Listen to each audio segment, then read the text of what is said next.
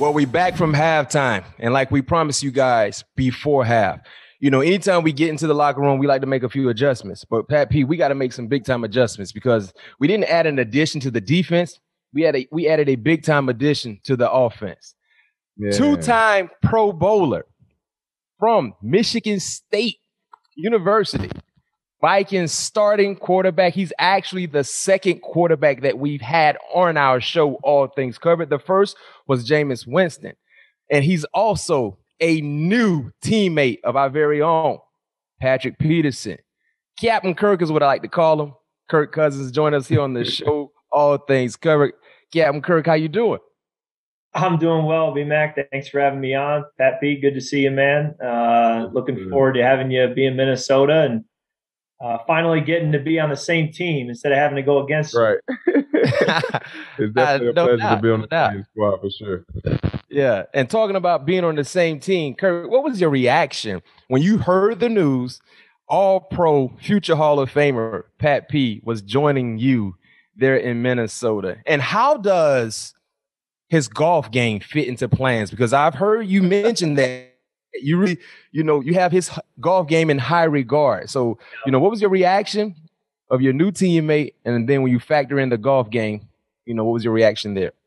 So his golf game fits perfectly because Adam Thielen, Harrison Smith, and I like to play, but we could use a fourth. So he kind of rounds out our foursome. So that's perfect. And it'll be fun to kind of see where he stacks up in there because I'm clearly bringing up the rear and Adam's clearly out front. So we'll have to see if Pat can kind of push Adam or if he's going to be hanging back by me. I'm guessing he's going to be up more where Adam is score-wise. But so we're excited to get him out there, kind of show him the course around Minnesota if Fitz hasn't already shown them to him. But, more importantly regarding football, I texted Zim right away and I said, man, I didn't even realize he was a possibility. What a huge pickup for us. In our scheme with Coach Zim, corners are going to be asked to do a lot. You're going to be, even when you're in zone coverage, you're pretty much in man-to-man. So you need great corners, and Zim knows that. And I think that's why we went out and got Patrick, because we need a guy like that. And I'm so excited for the pace he can set for our younger players. I think we do have some good young corners, but the chance to watch and observe, like you said, a Hall of Fame corner go to work every day, I just think that's also very valuable and something that Patrick can bring to the table. So, whenever we get back to work and we're not virtual, I'm really looking forward to that. Looking forward to the battles in practice every day too, to go against a great corner. And so, lots to look forward to. Oh yeah, it's definitely going to be something I'm looking forward to as well. Having an opportunity, obviously, to meet you back in, I think it was 17 or was that 16? When I came out as a free agent was the spring of 18. 18, that's when it was. Yeah. 18. Yeah, and hey, you know what, Pat? I remember when Kirk was a free agent because remember you were in Atlanta and I came and we met up, and Kirk was in Atlanta, and I think you and Fitz was supposed to be part of the recruiting team to get Captain Kirk out to Arizona. We was out there playing golf, and we just happened to run into. Yeah, happened to. Okay, you just happened to run into Captain Kirk, But having an opportunity to meet you at that time and pick your brain and just seeing where you are, it was like a match made in heaven when this team came available, because seeing what's coming back on the offensive side of the ball, seeing what you guys were able to do, you just need a couple pieces on the defensive side of the ball. So I'm happy to come to give a helping hand to help us, obviously horse that Lombardi Trophy at the end of the year, which we know that's everyone's goal. But we had one of your hot hand receivers on a couple weeks ago, and Justin Jefferson, and he told us a little story about him finally getting you to do the Griddy. How did that come about? Yeah, so obviously Justin brought that, to us being from Louisiana. It was kind of his thing. And Adam Thielen was getting in on it a little bit as the year went on. And, so it kind of came up, Kirk, when are you going to do it? And I thought, man, I don't know if I can do it after a touchdown pass. It's not really your thing. You got to actually be the one who scores. So I said, if I run a touchdown in, then I'll do it. Well, sure enough, week 17, we're playing the Lions, last game of the year. and we called the quarterback sneak. And I think I may have even told him in the huddle before I called the play, like, hey, if I score on this sneak, I'm doing it. You better come find me. I don't want to be the only one. Sure enough, he was the first one over there after we scored on the quarterback sneak. I got up, was ready to do it. He joined me. The only problem was all the offensive linemen stood behind me and just kind of stood there awkwardly, like the awkward guy at the party who doesn't dance. So next year I told him if I run for a touchdown, I'll do it again, but I want the whole offensive line right there with me. I like it. And I'm gonna run on the field with you and do it as well. Especially I needed to be like a pivotal moment. Like even like that winning drive, maybe in Arizona, it might even be better in there. Ooh, there you go. Coming right down there, hitting the Griddy with all you guys in there. Oh, you definitely got to do it against the Cardinals, Pat P. That's only right. Hey, Kirk, who do you think, if you had to grade, who did the Griddy the best between you and Adam Thielen? Who would you take? Because remember, he did it earlier in the season. I think he did it on the sideline. Yeah, so Adam, the other thing you got to know is Adam had a lot more practice reps. I mean, he was walking around the practice facility, going to meetings, trying to Griddy his way there. So, like, he was always doing it. He would always look at Justin like, am I doing it right? Am I doing it right? And Justin would just shake his head and laugh. So he had a lot more practice reps. But, yeah, he was probably a little better. He was much quicker. He had a little more pace to it. I was a little more deliberate. Right. But I wasn't too disappointed with my Griddy, but it's also something I don't need to be doing on my way to meetings every day either. Right. So Kurt, you gotta fill me in on the Minnesota winners, man. I've been in Arizona for 10 years, been in the desert, been enjoying these sunsets. But I've never been in a temperature like I'm about to walk into, man. Talk to me about these Minnesota winners, man. All right, so first of all, the season times up perfectly because the worst month of the year is February. And even if we go to the Super Bowl, which hopefully we do, we're leaving town for the Super Bowl, most likely. Right. So, yes, January's cold. Yes, December's cold, but it gets worse and worse as the months go on. Okay. February being the worst. So we missed the worst month. So that's a real positive. And I found November and December aren't that bad. They really aren't. I've been here 3 years. I keep waiting for the brutal day where I go into work and it's -10, but we just haven't had many or any of those days really. We went into the second round of the playoffs a couple of years ago. We were still there in mid-January, but it's not that bad. Now, if you have to play at Green Bay or at Chicago in December, then you better believe Coach Zimmer is going to make you practice outside all week in Minnesota, regardless of what the temperatures are. But we've actually been pretty lucky with the schedule where most of our away games have been in September or October at Chicago or at Green Bay. So we've been pretty fortunate. I will tell you, though, the golf game's going to suffer because the clubs kind of get put away, mid to late October. And unless you have a simulator like Adam Thielen, it's tough to get out and hit. And then the cars, man, I mean, you just got to know that with the salt on the roads to clear the snow, it's terrible for your cars. So most of the nice cars you're going to want to leave in the better weather and no question. Just bring up the one you're willing to take through, the snow and the salt. Cause bring up the dealer car. Oh, Pat P. So you never really had to drive in those type of conditions. Oh man, it's all new to me, man. Yeah, you get all-wheel drive, four-wheel drive, you'll be just fine. But I'm about to get no tires. Some of those sweet cars aren't going to make it too long in the winter here in Minnesota. Yeah, I need me a Toyota Tundra. You need your big boy truck. Yeah, you need a big boy truck. I like that. No question. Hey, Kurt, we'll get back to Minnesota in a second, but let's go back in time. You were a former 2-star recruit. What are your emotions as you look back on your football journey as you enter into your 10th year in the National Football League in your 7th year as a starter? Yeah, it's been quite a journey. And the longer I've played, the more I realized that as much as there were the 5-star and first-round draft picks who went on to great careers, there's probably just as many guys who weren't drafted or weren't big high school recruits. And so you realize, it's pretty common to have been under-recruited and have to kind of fight your way through it and earn your way. And for whatever reason, a lot of players can slip through the cracks. And I was just grateful that late in my recruiting process, Michigan State offered me a scholarship. That was kind of my dream school all along. They're only an hour and a half from my hometown where I grew up. So to get to play at Michigan State was sweet. I got to start for 3 years, start a lot of games. We won a lot of games, really special experience. So it all really worked out so well for me as I look back and all the way now to, being in Minnesota. It's just been a really blessed journey. And, as Pat mentioned earlier, what we don't have in Minnesota is the Super Bowl. And he'll see when he gets there. It's a big, big deal to the people there that we win a Super Bowl. Understandably, they've been starved. I mean, they've been to it 4 times, haven't won one. They've been to the NFC Championship game a couple times in the last 25 years. So, if we could deliver that, you'd just be a legend forever. And so no question. That's really where our focus is. And that's awesome.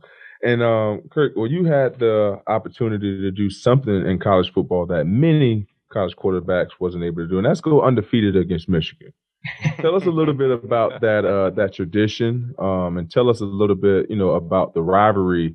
It really wasn't a bit of a rivalry when you played there, but give us a little bit of history about the tradition and why were you so successful against those guys? So I grew up in the state of Michigan, so it was very personal to me because there were close friends of mine who I went to high school with that I would consider best friends that still rooted for Michigan. Like when I'm at Michigan State, I'm playing for Michigan State, they're still pulling for Michigan. So it got really personal really fast. And we always said if you beat Michigan for the next year, you walk the streets of your hometown. But if you lose, you walk the alleys. You kind of try to keep a low profile.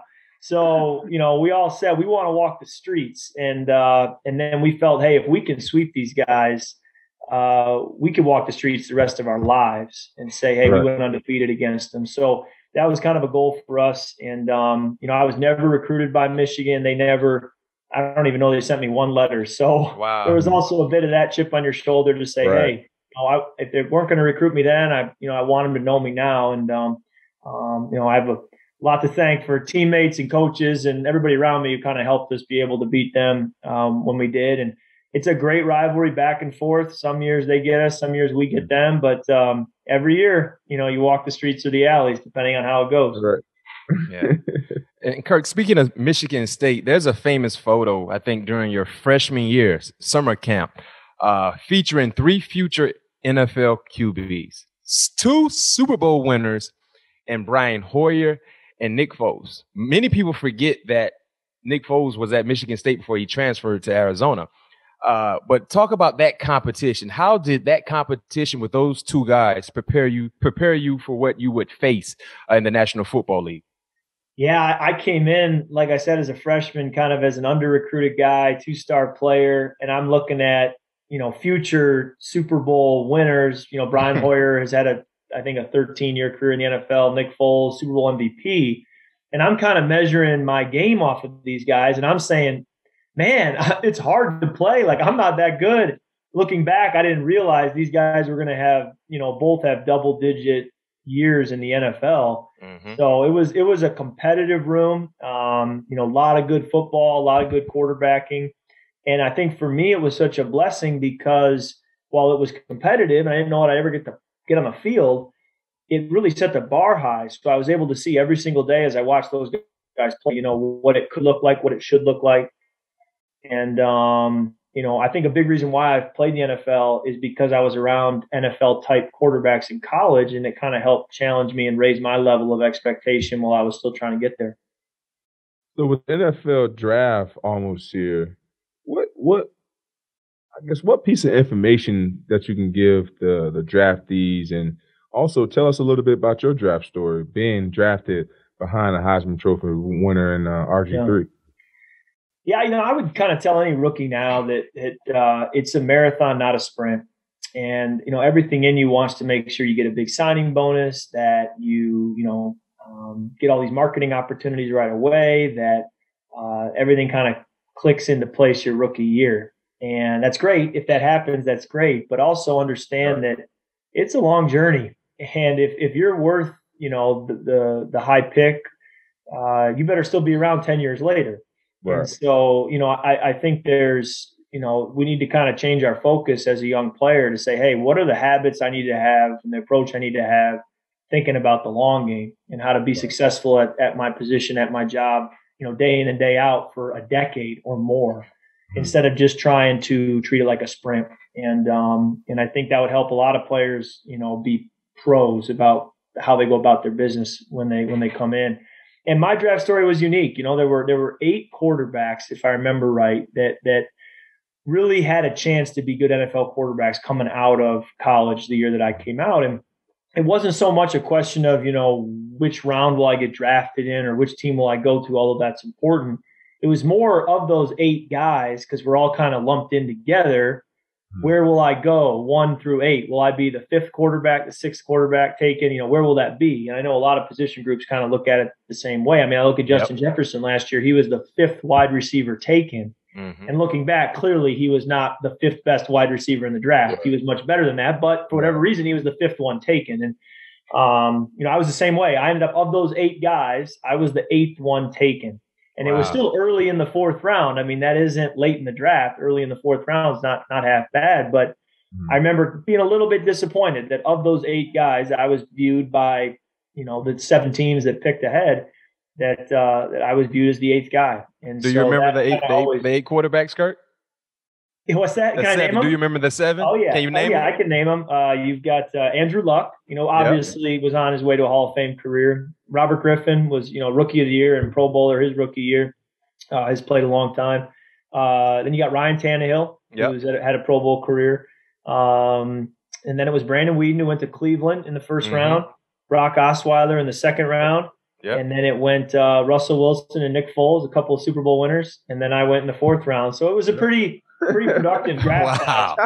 Wow. Hey, Pat P. Boy, he remembered that like it was yesterday. Hey, right off the bat. That's some motivation that we don't really need to talk about, because he remembered every name, the position, and everything. Yep. And when they pick, it sounded like the number they got picked and everything. No question. Hey, we like that. I like that added fire there, Kirk. And speaking of RG3, man, how challenging were the first 3 years there in Washington, where you just basically had to be ready whenever he got banged up? Looking back, I wasn't ready to play. And so it was a blessing in disguise to go to a team where I could sit and learn and just kind of observe and gradually get better and improve behind the scenes. And really my goal when I got drafted there was play well enough in preseason games that someday maybe they could trade you and that you would be a person, because of how you played in the preseason, that other teams would be interested in. After Robert's rookie year, even more so, I thought, that's my best bet. And I thought, man, being around such an explosive offense and a guy as dynamic as Robert, that could really help me. That could really help how I play the game and see the game, and even how other teams evaluate me. Never would have expected the injuries with Robert, and then that kind of opened the door for me, and then just played through it. But it was a great opportunity for me, kind of similar to the way Aaron Rodgers waited for 3 years and got to observe and then jumped in his 4th year. That was a similar timeline for me. I played a little bit in my first 3 years, but it was really my 4th year where I had to kind of say now or never and turn it on. And that was when, I've been able to start ever since. Yeah. Awesome. Well, we're going to take a trip down memory lane. I believe this is when Captain Kirk was born. Week 7, 2015, one of the most memorable performances of your career. You led the Washington Redskins back from a deficit, 24-point lead deficit. I'm sorry, a 24-point deficit against the Bucks, and you guys came back to win that game. And you dropped the now famous quote. You like that? Where did that come from? That's a great question. I'm still trying to figure that out. I think you were fired up. The emotions were taking over you. Yeah, exactly. Tom Compton, my roommate, going back my first couple of years in the NFL, he and I would kind of say it to each other as a joke. So I think that's maybe where it started. And then I would yell it in practice a little bit at the defense, at the coaches. If we hit a big play, a big throw, I'd kind of look at the coaches and just say, you like that. It was sort of like trash talk. It was sort of like just hyping myself up, right. Energy.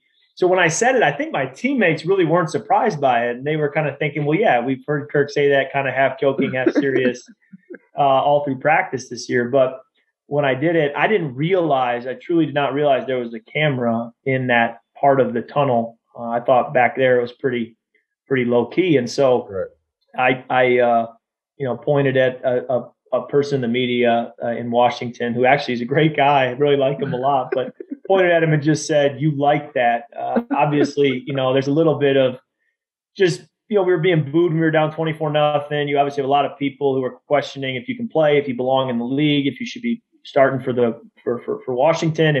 And so when you have a comeback like that and you win, there was just a part of that was, you may not like me, you may not like the way that things have gone up to this point, but you like that. Yes, indeed.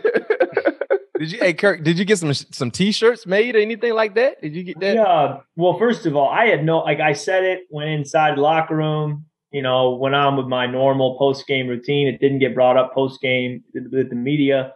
And I walk out to the player parking lot, and my wife and my family are there at the car, and they bring it up first. They're like, "What'd you say after the game?" And I'm thinking like, "Oh no, am I in trouble? Like, what did I do?" Right. He said, No, why'd you yell you like that? It's all over the internet. And I said, "Oh, I don't know. I was just being me." So I had no idea it was going to grow like that. And then we actually had a bye the week after that game. So during the bye, we got the idea to sell some T-shirts, use the funds to raise awareness and raise some capital for a nonprofit in Washington, based out of Washington, D.C., called International Justice Mission that we've helped support for several years now. So it was kind of a fun thing. And then I thought it'd probably die. And to this day, if I get sacked, by like a Chandler Jones in a game, maybe he looks at me as he walks back to his huddle and says, "Hey, you like that?" Wow. So it'll still show. I'll be in the airport and the stranger will say it as they pass me. So it kind of will follow me the rest of my life, I think. Yeah, Kirk, who was the most recent defender to sack you and say that? Do you remember? It all runs together now, but the Bears, I remember last year the Bears were doing a fair amount of trash talking, and I'm pretty sure whether it was Trevathan or Khalil Mack or somebody, I heard it from somebody at some point in the game. So it'll always be there. Oh, No doubt. Hey, Kirk, you played quarterback, probably the most scrutinized position in sports. And clearly there's a lot of pressure that comes with that position, especially if you're playing on a one-year deal. And you had the franchise tag there in D.C.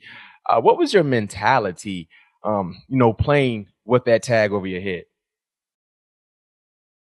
I mean, you guys have lived it too, and that it's the business, and that's a part of the journey in pro sports. But the franchise tag, there was pressure, there was kind of an uncertainty of what was going to happen next. But for whatever reason, I don't know if it was just being foolish or ignorant, or if just belief in myself. I just felt good about the 1-year deal and feeling like, hey, I'm going to have 16 games, hopefully more, to put something on tape. And I believe that if I go to free agency the next year, that people will be interested and they'll like what they see on tape. And so if the contract doesn't get offered that I would like to sign, then I'm happy to play on the franchise tag.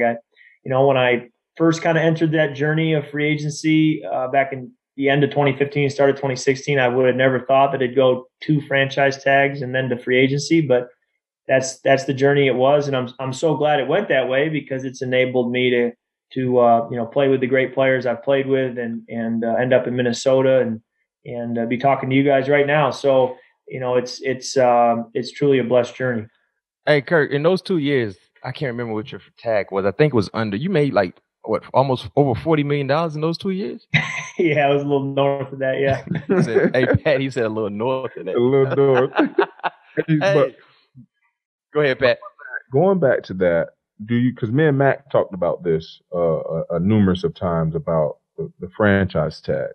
And obviously no one wants to be franchise tag, but me and him came up with this idea, and I want to see what you think about this, of just having the quarterbacks being franchise tag. But at the end of the day, essentially, you guys are the safest players on the field. You guys are the most protected players on the field.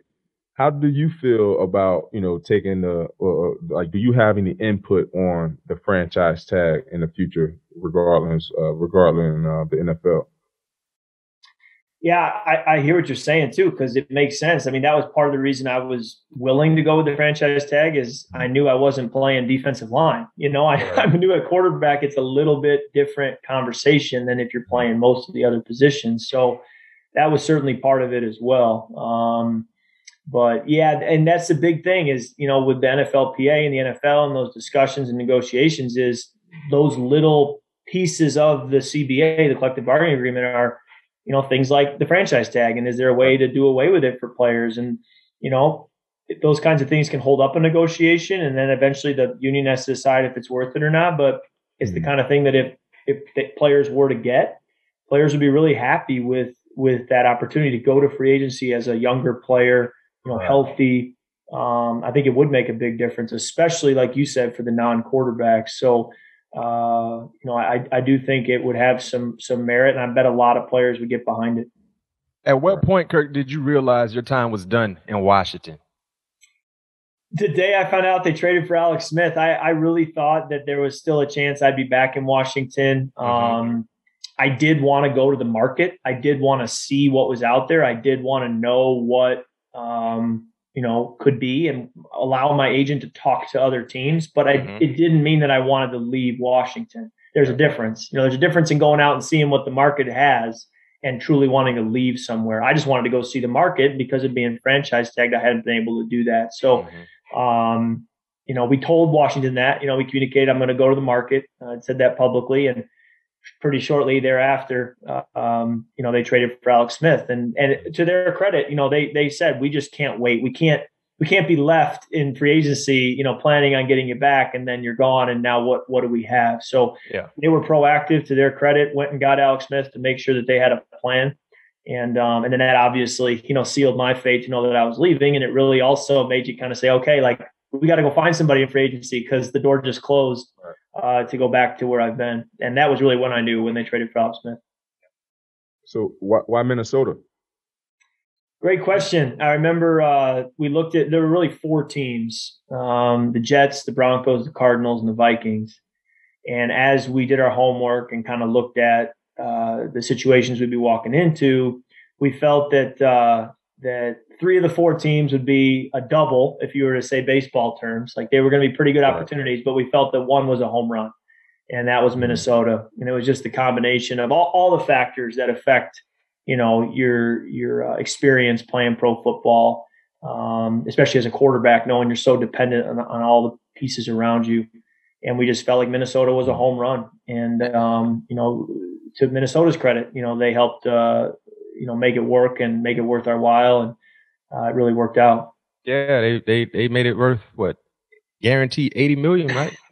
Wow, I think. Pat P, he got $80 million guaranteed. Yeah, but well, that quarterback, you got to warm that play 60 arm out there in the backyard, man. That play 60 arm might get you 80 real quick, all guaranteed. I don't even know what that feel like, man. Kirk Cousins, man, I tip my brim to you. I don't have one on, but I tip it to you. Hey, that's a tough position, but they pay real good if you're good enough to get paid, and you're clearly good enough to get paid. No, when you look at the cast that you have now currently in Minnesota, I mean, the structure, the pass catchers, man, you got a young stud in Justin Jefferson. And last year, there were some heated moments between you and Justin. And most wide receivers, let's just keep it real. And I know Pat would agree with me on this. Most wide receivers are prima donnas. They want the football every time, even when they're covered. It'll be covered. You wasn't open. Now I was open. No, you weren't. You were not open. Every great receiver always believes they're open. They believe they should get the football. But how do you handle some of the disputes, the emotional disputes that happen in the flow of a ball game from your elite like wide receivers when they feel like, you know what, I should get every pass? And granted, you're the quarterback. You're going to throw it to where you believe the ball should go to. But most people don't understand that happens in the flow of a ball game. Emotions go high. I mean, coaches get cursed out all the time. Players get cursed out from other players. But how do you handle it being the captain of the team and the quarterback when your wide receivers want the football every time? Yeah, first of all, I'm super lucky to play with – I've been able to play with great receivers pretty much my whole career, going back to the days with Pierre Garçon and Deshaun Jackson and Jordan Reed. I mean, Pat's had to cover all those guys. He knows them well. But now in Minnesota, having Adam and Justin has just been a huge blessing to me. And to know that a guy like Justin, he's so young and he has so many years ahead of him. I look forward to hopefully being able to play with him for a really long time. And, he's going to have high expectations this year for himself because as a rookie, he's going in there not really knowing what to expect. And quite frankly, the role we had for him to start the year was not a large role. but he just played his way into more and more and more opportunities, suddenly set all these records for a rookie. So, looking ahead to year 2, I know he's going to have high expectations, and I look forward to hopefully being able to meet those and exceed them. But yeah, I mean, he's a great player. He deserves the ball. And so, I've got to find as many opportunities as possible to get him the ball. And then he and Adam get along so well. They're, I think, each other's biggest fan, biggest cheerleader. And, that works out really well too. So I'm lucky to get to play with him. And, we also got a couple great tight ends, and Irv Smith and Tyler Conklin, and obviously Dalvin Cook at running back, what he's done. So Florida State. That's right. So he's just it's great for me to be able to play with so many talented players, and I've really become the point guard. And you got a great small forward, you got a great center, you got a great shooting guard. Like, let's bring the ball up the court, but let's put the ball in their hands, and let's just try to get as many assists as we can. That's really my perspective. Yes, and statistically last year, that was your best season. So tell us a little bit what clicked, what was the turning point in the season to where you had it going, you was feeling it, everybody was dispersing the ball in the right where it needs to go. Like, what was the turning point throughout the season to finally feel like you guys had it going? Yeah, we got off to a 1-5 start as a team, and then had the bye week. And even at 1-5, we were running the football really well. We were moving the football. We had a lot of explosive plays, but we were also, I think, close to leading the NFL in interceptions. And we were not being great on third down. And we weren't closing out games at the end. And we really used that bye week to go back, evaluate, kind of recalibrate. And then, after the bye week, we played much better as an offense, protected the football much better, did a lot of positive things. But you saw the makings of that in the start of the year, going 1-5. A lot of the good stuff was there, but it was hiding behind not getting the win. And we were able to kind of bring it to the surface a little bit more in the second half of the year. And I do think just Dalvin's ability, what he could do running the football and even catching the football was just a huge engine for our offense that kind of drove everything. And I thought Gary Kubiak, did a really good job just putting the run game and the pass game plan together each week and having it all marry one another. And so when you have great coaches, when you have great players and everybody's on the same page, you have good chemistry, it's amazing what you can accomplish. And, we need to be able to take what were some good, moments, individual accomplishments on offense. We need to be able to channel that next year and turn it into a, wins, I should say, but a win and loss record that is, really going to reflect that. And speaking of next year, you look at the NFC North. The Green Bay Packers pretty much, own the division. Won 13 games, I think, over the last 2 seasons. What do the Vikings need to do to compete with them for the NFC North supremacy? Yeah, you made a great point. In the last 2 years, the Packers have gone 13-3. And so, the first thing we got to do is we got to, play up to them, to our competition in that division. And so the fastest way to get them off of that 13-3 deal is you've got to find a way to beat them when you go head to head. And then, additionally, you gotta say, hey, we got to find a way to get to 13-3 as well. And now with 17th game, it's going to have to be 14-3. And so, it takes playing at a really high level week in and week out. But there's no doubt that between, Green Bay, Detroit, and Chicago, it's a very tough division. It's been nicknamed the Black and Blue division going back many years because of how physical it can be.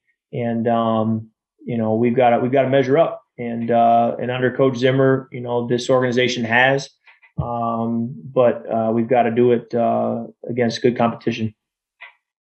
Yeah, that we do, Kirk, and I'm all in for it. So I'm excited for it. So now we're at the end of our episode, but we got one more segment. We're gonna hit you with some rapid fire questions. Here we go. Superlative segment of it. We're gonna hit you with some rapid fire questions. We're gonna see how you can handle the blitz off the edge with this first question. We have to mention that you have a podcast called yourself called Under the Center. Who is your dream podcast guest? Ooh, good question. Dream podcast guest. I'm going to say, golly, I wish I had more time to think about rapid fire. My favorite artist, that pressure, John that pocket collapsing. Pocket is collapsing. I'm going to say John Foreman of Switchfoot. He's my favorite musical artist. I'd love to have him on the podcast. Right, okay. Perfect. Second question for you. What viral clip do you catch more heat for? The gender reveal or the grilling or singing in high school? Gender reveal, the grilling or singing in high school. Which one you catch more heat for? I catch the most heat for the singing in high school, understandably. I personally am most embarrassed about the gender reveal.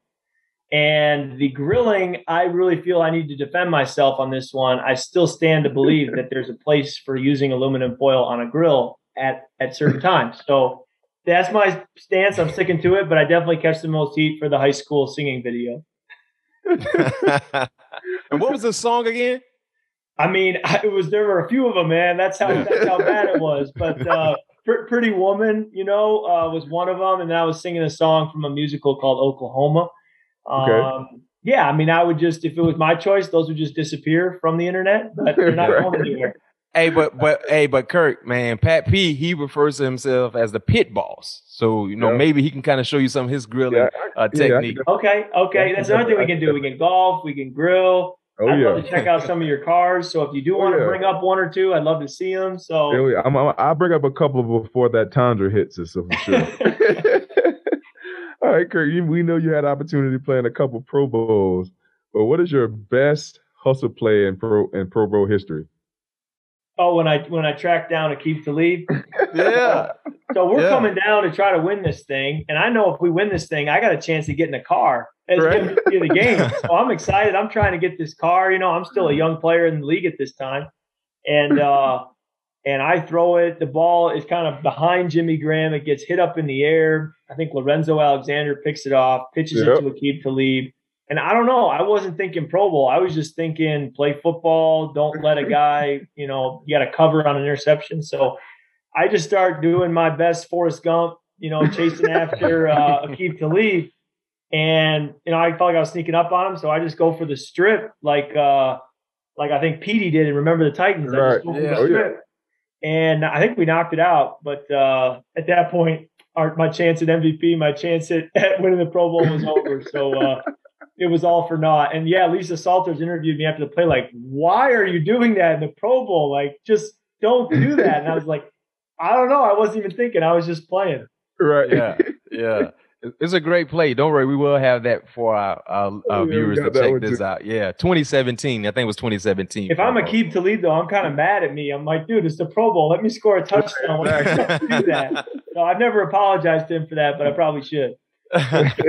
Okay, what's the most outlandish purchase you made after signing your contracts? And we know you don't spend a lot of money. That's a good question. I went out, and I'm not proud of this because I don't spend a lot of money. But when I was in college, I had a teammate he was the guy who looked good in everything he wore. He always had it together. And I was the guy who didn't. And he had this pair of Prada shoes that I really, really liked. And I remember it saying, like, I didn't know anything about them. So I was like, what are those, Nikes? And he kind of laughed. He's like, no, man, these are Prada. Like, this is a whole nother level. Yeah. So I Googled them. I Googled them when I got home and checked it out. And I said, like, someday I'm going to get those shoes. And because they weren't cheap. And sure enough, one of these off seasons after signing a contract, I said to my wife, I'm like, I'm going down to the nice mall. I'm going in there and I'm buying this pair of shoes. And I don't care what you say or how goofy they look. I've always wanted them. And so I went and got these Prada shoes, and I'll wear them to a game next year at some point. But all right, make sure you point them out. Hold on, Pat P. Hold on, Pat. Did you hear what Kirk Cousins just said? What? The question was the most outlandish purchase. Man, Kirk said some Pradas. Yeah, man, outlandish purchase, man. Pradas go for about $400 or $500 depending on what kind you get. That's Captain Kirk. He ain't got about. Yeah, Kirk said. He got Dilla, and he remembered that from his Michigan State days. So that was dead. Exactly. That was on his mind. That was on his mind. The man been franchised 2 times. The man done seen 2 big deals out in Minnesota. Yeah, they do the skull clap. Yeah, and he said some Pradas. Well, I need to live like that. Wait till you see me wear them though. You'll be like, yeah. Oh, you haven't even worn them yet? No, I'm saying when you see me wear them, you'll say, yeah, Kirk, that's pretty outlandish. That's not really you, man. That's a bit of a reach, you know. For you to pull that off, that's a reach. Oh, hey, Pat P, if you wear them during the season, you gotta take a picture, record it. We gotta put this back because this will be in our archives. The most outlandish purchase with some from Pro Bowl quarterback, and at some point in time, Super Bowl winning quarterback was a pair of Pradas. Hey, Kirk, man, I need to live like how you living, man. Man, this our last one, Kirk. Before we let you go, what do you dislike the most about the Wolverines? I mean, I don't want to create too much bulletin board material, so I got to tread lightly here. Okay. Oh, you dominate the Wolverines. Go ahead. Don't tread lightly. Let's just say the fact that I grew up in the state and never got a letter, never got a call, never got invited to a camp, and basically was overlooked by them. Because I have respect for them. I mean, they're a great school, great academically. They obviously got tremendous tradition on the football field. But the fact that I am in that state and going to high school in that state and couldn't even get a look, I think to this day probably is what bothers me the most. Because, you know, as you look back, you think, man, you know, maybe a look would have been nice. But obviously looking back, wouldn't have changed a thing. And, you know, worked out for the best that I didn't, I guess, and got to go to Michigan State. Well, you know what? Good thing they didn't give you a letter or invited you to a camp, because anytime you play against Wolverines, you gave them hell. You definitely gave them hell. I want to add one more question. I want your honest answer, Pat P. I need to hear what he would say. Who will win a race out of the 4 quarterbacks in the NFC North? You, Andy Dalton, Jared Goff, Aaron Rodgers. Who will win a 40? It got to be between him and Aaron. It got to be. Okay, so I'm gonna say between and a 40. Me and Aaron, I'm gonna say, golly, that's tough. I'd probably be right there with Andy. You know, Goff. I don't know what Goff is as a runner. I haven't really looked. I think I've gotten faster. So you look at my combine 40 time. I actually think I'm faster than that now for whatever reason. I've just been training better and whatnot. But Aaron would probably be. He's older now, but you know he's pretty explosive. Yeah, Aaron got some wheels though. Some sneaky. We need to make that happen. Wheels. I don't know if we can make that happen. Maybe that would be must-see TV in the off season. Hey, yeah, you might get another check where you can go get another pair of Pradas. There we have $600 check. Yeah, there you go. Yes, that'd be a 6-figure check. Winner take all. You can go get you another pair of Pradas. Yes, sir. Hey, Kirk, man, Captain Kirk, man, it was a pleasure, man. You're an ultimate guy, high character guy, man. Thank you for joining us here on All Things Covered.